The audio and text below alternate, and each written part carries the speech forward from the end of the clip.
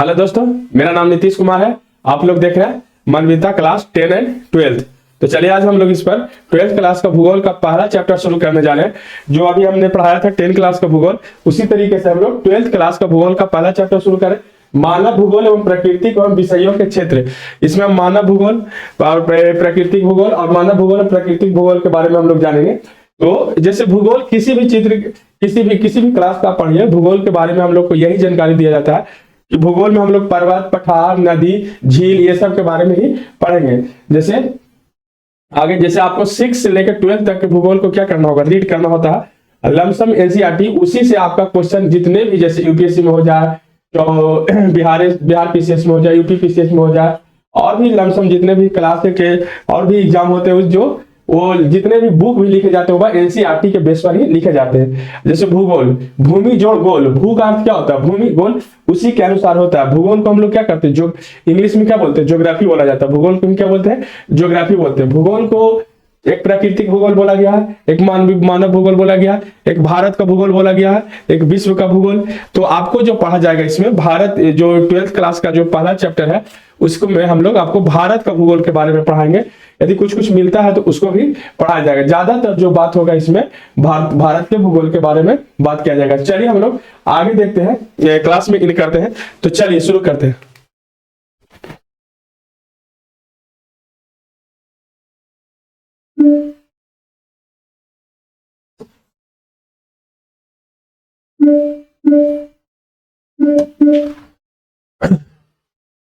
क्या है ज्योग्राफी।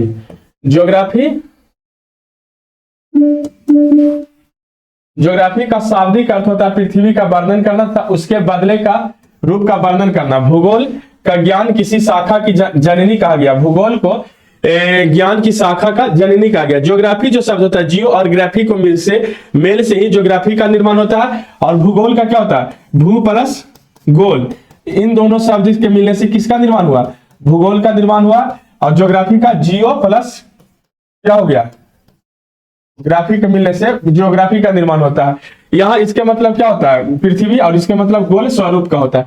तो वही बोल रहा है कि ज्योग्राफी का शाब्दिक अर्थ है पृथ्वी का वर्णन करना तथा उसके बदले का वर्णन करना और भूगोल को ज्ञान की शाखाओं की जननी कहा गया। भूगोल को क्या कहा गया, ज्ञान की शाखाओं का जननी कहा गया। भूगोल को हम लोग 2 शाखा में बांटते हैं। भूगोल को हम लोग कितने शाखा में बांटते हैं, 2 में। पहला क्या है, भौतिक भूगोल, दूसरा है मानव भूगोल। भौतिक भूगोल और मानव भूगोल। तो भौतिक भूगोल किसको कहते हैं, उसको हम लोग देखेंगे। भौतिक भूगोल किसको कहते हैं, भौतिक भूगोल की एक प्रमुख शाखा है। भौतिक भूगोल भूगोल की एक प्रमुख शाखा है जिसमें पृथ्वी के भौतिक स्वरूप का अध्ययन किया जाता है। भौतिक भूगोल की वह शाखा है जिसमें पृथ्वी की भौतिक भूगोल की अध्ययन शाखा को हम अध्ययन करते हैं। पृथ्वी का जो आंतरिक भाग या भौतिक क्या होता है, भौतिक स्वरूप का हम लोग अध्ययन किया जाता है। यह धरातल पर अलग अलग जगह पर पाई जाने वाली भौतिक परिघटनाओं का वितरण की व्याख्या एवं अध्ययन करता है। यह धरती पर क्या है, अलग अलग जगह पर पाई जाने वाली भौतिक परियोजनाओं, परिघटना और वितरण व्याख्या का अध्ययन करता है। क्या करता है, भौतिक भूगोल क्या करता है, भौतिक भूगोल को हम लोग पृथ्वी के भौतिक स्वरूप का अध्ययन किया जाता है। यह धरातल पर अलग अलग जगह पर पाए जाने वाली भौतिक परिघटना और वितरण की शाखा को अध्ययन किया जाता है। साथ ही भू विज्ञान, मौसम विज्ञान, जंतु विज्ञान, रसायन विज्ञान से भी जुड़ा हुआ है। जो भौतिक भूगोल है वह किसके साथ से जुड़ा हुआ है, भू विज्ञान, मौसम विज्ञान, जंतु विज्ञान, रसायन विज्ञान से भी जुड़ा हुआ है। तो भूगोल को हम लोग कितने शाखा में बांटते हैं, 2 शाखा में। पहला भौतिक भूगोल, दूसरा मानव भूगोल।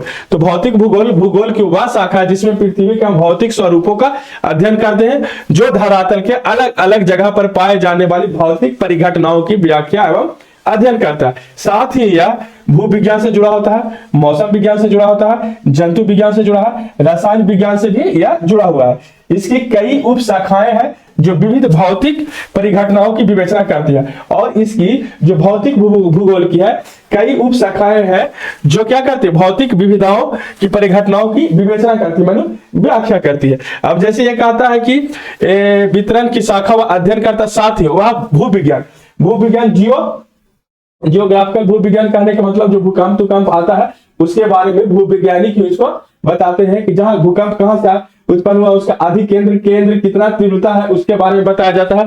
फिर मौसम विज्ञान कि मौसम कैसा रहेगा, आज कहाँ पर वर्षा होगा, कितना डिग्री टेम्परेचर होगा, कितना गर्मी होगा, कहां पर ही ठनका गिरेगा, जो बिजली गिरा जाता है। फिर जंतु विज्ञान के बारे में बताया जाता है। फिर रसायन विज्ञान के भी बारे में इसमें बताया जाता है। भौतिक भूगोल का तो ये हुआ भूगोल की शाखा की पहला जो हुआ भौतिक भूगोल, इसको हम लोग सिंपल बोलेंगे कि भूगोल की वह शाखा है जिसमें पृथ्वी का भौतिक स्वरूपों का अध्ययन किया जाता है और यह धरातल के अलग अलग जगह पर पाए जाने वाली भौतिक परिघटनाओं की शाखा का अध्ययन किया जाता है। और साथ ही यह भौतिक भूविज्ञान, मौसम विज्ञान, जंतु विज्ञान और रसायन विज्ञान के साथ भी जुड़ा हुआ रहता है। और इसकी अनेक शाखाएं हैं जो विविध भौतिक परिघटनाओं का विवेचना करता है। मतलब इसकी अनेक शाखाएं हैं जो विभिन्न भौतिक परिघटनाओं का क्या करता है, विवेचन करता है। उसी को हम लोग भौतिक भूगोल कहते हैं। यानी इसका डिफिनेशन है, एकदम सिंपल भाषा में बोलेंगे कि भूगोल की वह शाखा है जिसके बारे में हम लोग धरती के भौतिक स्वरूपों का अध्ययन किया जाता है और यह धरातल के अलग अलग जगह पर पाए जाने वाली परिघटनाओं की वितरण की व्याख्या एवं अध्ययन करता है। साथ ही भू विज्ञान, मौसम विज्ञान, जंतु विज्ञान और रसायन विज्ञान से जुड़ा हुआ है और इसकी अनेक शाखाएं हैं जो विविध के भौतिक परिघटनाओं से जुड़ा हुआ है। उसी को हम लोग भौतिक भूगोल कहते हैं। ये हुआ भौतिक भूगोल। अब है मानव भूगोल, किसको कहते हैं? तो इसमें है कि मानव भूगोल भौतिक पर्यावरण एवं सामाजिक संस्कृति पर्यावरण के बीच का अंतर संबंध का अध्ययन कराता है। जो मानव भूगोल होता है वह मानव भूगोल भौतिक पर्यावरण और सामाजिक संस्कृति पर्यावरण के बीच का अंतर संबंध का अध्ययन करवाता है, जो मानव द्वारा एक दूसरे के साथ पारस्परिक संपर्क के माध्यम से बनाया जाता है। जो मानव द्वारा एक दूसरे से क्या किया जाता है, पारस्परिक संपर्क से के माध्यम से बनाया जाता है। जो मानव द्वारा एक दूसरे के साथ पारस्परिक संपर्क से क्या किया जाता है, बनाया जाता है, उसी को हम बोले देते हैं। उसी को क्या कहता है, ये सब मानव भूगोल के अंदर ही आता है।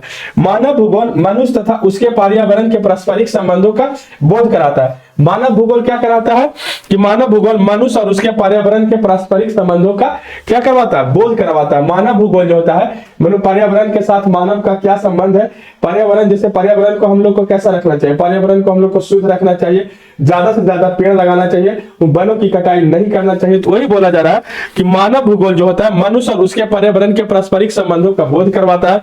फिर भूगोल की इस शाखा मानव भूगोल का अध्ययन 19वीं शताब्दी के अंत में चार्ल्स डार्विन की पुस्तक ओरिजिन ऑफ स्पीसीज के प्रकाशन के समय हुआ था। चार्ल्स डार्विन जो थे जंतु विज्ञान के अति थे। इन्होंने एक, मैं भूल रहा हूं, इन्होंने एक अथी का दिया था, क्या चीज बोलते, चार्ल्स डार्विन जंतु विज्ञान की बहुत बड़े वैज्ञानिक थे।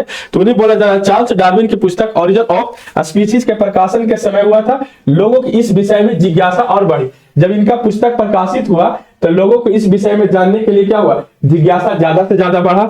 तो वही बोला जा रहा है कि मानव भूगोल भौतिक पर्यावरण और सामाजिक संस्कृति पर्यावरण के बीच के अंतर संबंध का अध्ययन कराता है। मतलब इन दोनों के मानव भौतिक पर्यावरण और सामाजिक संस्कृति पर्यावरण के बीच के अंतर संबंध का क्या करवाता है, अध्ययन करवाता है। उसी को हम लोग क्या बोलते हैं, मानव भूगोल बोलते हैं। मानव भूगोल उसको बोलते हैं जो भौतिक पर्यावरण और सामाजिक संस्कृति, मानव भूगोल उसे बोलते हैं जो भौतिक पर्यावरण और सामाजिक संस्कृति पर्यावरण के बीच के अंतर संबंधों का बोध कराता है। उसी को हम क्या बोलते हैं, मानव भूगोल बोलते हैं। और मानव द्वारा एक दूसरे के साथ पारस्परिक संपर्क के माध्यम से बनाया जाता है।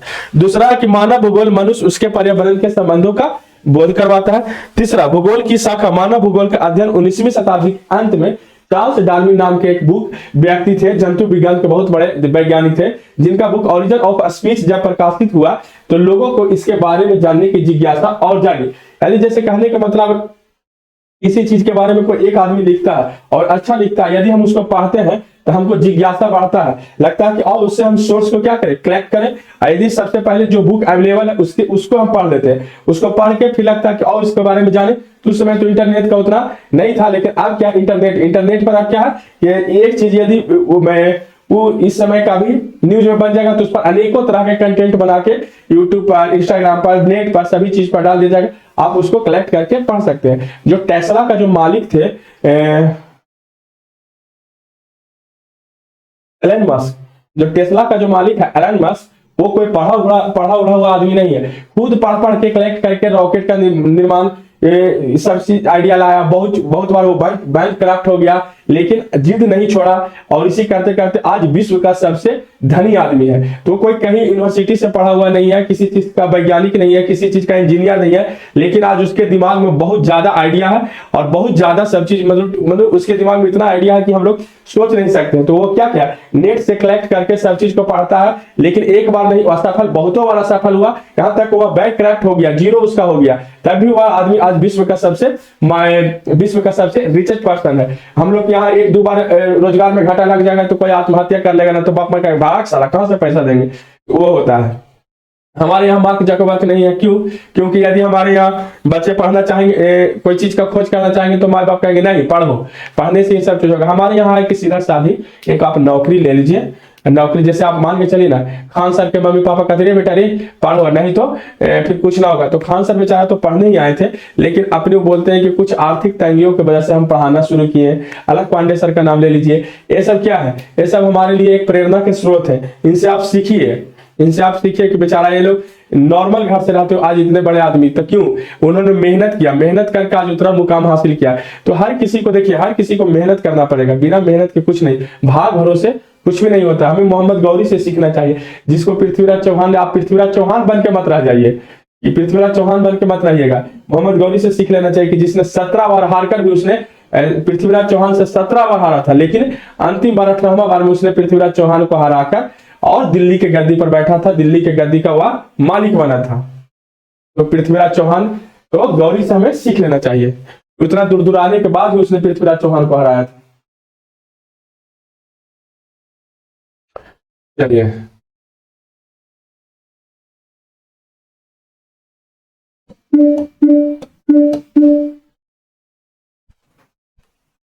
क्या कह रहा, जेल के अनुसार मानव भूगोल का परिभाषा या व्याख्या जो उन्होंने कहा है, रेट जेल जिन्हें आधुनिक मानव भूगोल का जनक भी कहा जाता है। रेट जेल को यदि आपके एग्जाम में पूछ दिया जाता है कि आधुनिक मानव भूगोल का जनक किसे कहा जाता है, तो हम लोग किसको नाम देंगे भाई साहब? रेट जेल को आधुनिक मानव भूगोल का जनक कहा जाता है। उन्होंने अपनी बुक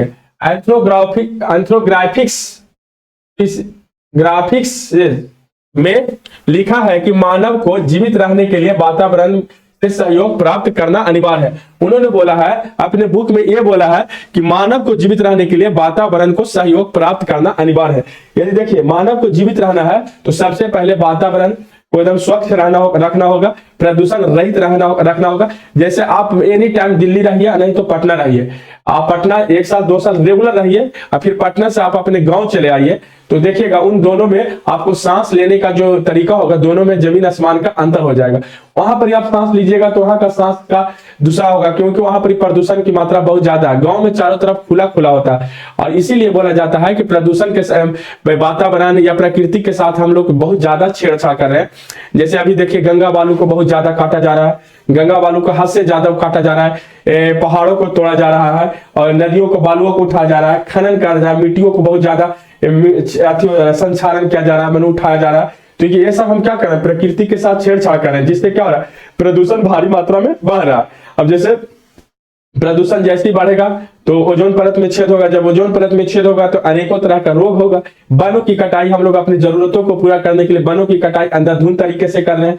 तो हमें क्या करना चाहिए? वातावरण के साथ खिलवाड़ नहीं करना चाहिए, वातावरण के सहयोग के साथ मानव जीवन को आगे बढ़ाना चाहिए। हमें क्या करना चाहिए? अभी ज्यादा से ज्यादा हम अपने आने वाले पीढ़ियों को क्या करें? वातावरण को शुद्ध दें। इसके लिए हमें क्या करना होगा? ज्यादा से ज्यादा मात्रा में पेड़ पौधों को लगाना होगा, हरियाली बढ़ाना होगा, ऑक्सीजन की मात्रा को बढ़ाना होगा, जल को संरक्षण करना होगा, मृदा का संरक्षण करना होगा, औद्योगिक फैक्ट्रियों से जो जल निकलता है उसको सही रूप से बहाना होगा। ये सब चीज करने से हम लोग क्या करेंगे? जो प्रकृति के साथ खिलवाड़ नहीं करेंगे और वातावरण को क्या करेंगे? सुरक्षित रखेंगे। यही रेट जेल कहते हैं। एलन सी सैपल के अनुसार मानव भूगोल में क्या है? इनके अनुसार क्या? ये सब कथन है। ये बोल रहे हैं कि भौतिक पर्यावरण द्वारा प्रदान संसाधनों का उपयोग करके गांव, शहरों, सड़कों, रेल नेटवर्क